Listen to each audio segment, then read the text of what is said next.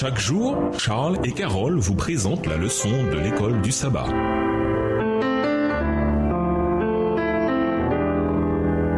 Bienvenue à votre émission. Dieu nous parle. Nous avons sur de mercredi, le baptême de Jésus. Lisons Marc 1, les versets 9 à 13. Qui est présent au baptême de Jésus et qu'arrive-t-il? Marc 1, les versets 9 à 13. En ce temps-là, Jésus vint de Nazareth en Galilée et il fut baptisé par Jean dans le Jourdain. Au moment où il sortait de l'eau, il vit les cieux s'ouvrir et l'Esprit descendre sur lui comme une colombe. Et une voix fit entendre des cieux ces paroles. Tu es mon fils bien-aimé, en toi j'ai mis toute mon affection. Aussitôt, l'Esprit poussa Jésus dans le désert, où il passa 40 jours tenté par Satan. Il était avec les bêtes sauvages et les anges le servaient. Jean baptise Jésus dans le Jourdain. Mais tandis que ce dernier sort de l'eau, il voit les cieux s'ouvrir et le Saint-Esprit descendre sur lui comme une colombe. Il entend la voix de Dieu résonner du ciel. Tu es mon fils bien-aimé, c'est en toi que j'ai pris plaisir. Marc 1, verset 11. Ces événements montrent l'importance du baptême de Jésus. Le Père, le Fils et le Saint-Esprit sont présents, validant ensemble le commencement du ministère de Jésus.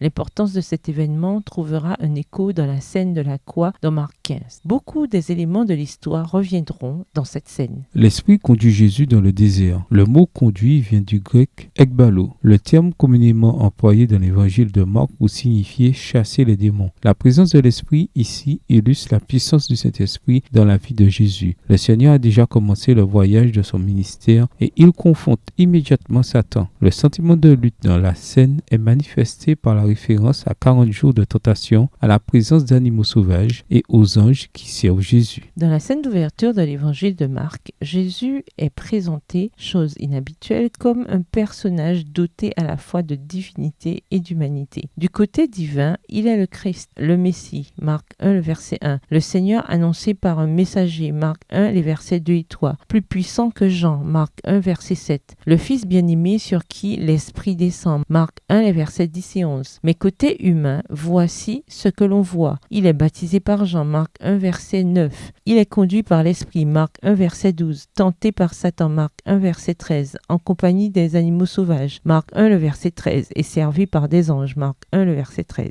Pourquoi ces contrastes? Il renvoie à l'incroyable réalité de Christ, notre Seigneur et Sauveur, notre Dieu, qui pourtant est aussi un être humain, notre frère et notre exemple. Comment comprendre cette idée? C'est impossible, mais nous pouvons l'accepter par la foi et nous émerveiller de ce que cette vérité nous révèle sur l'amour de Dieu pour l'humanité. Jésus était Dieu, mais il a pourtant pris notre humanité sur lui pour nous sauver. Qu'est-ce que cela nous indique sur l'extraordinaire amour de Dieu? Au revoir. Et à demain si Dieu veut. Dieu nous parle. Chaque jour, Charles et Carole vous présentent la leçon de l'école du sabbat.